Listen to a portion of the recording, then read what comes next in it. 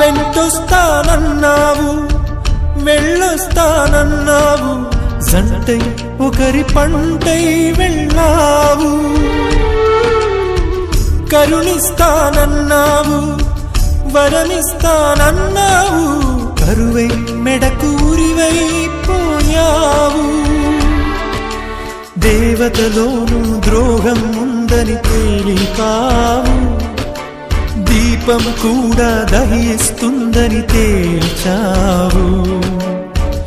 ఎవరిని నమ్మాలి నన్ను తప్ప, ఎవరిని నిందించాలి నిన్ను తప్ప. నువ్వంటే ప్రాణమని, నీతోనే లోకమని, నీ తోడే లేకుంటే బ్రతికేది ఎందుకని ఎవరికి చెప్పుకోను.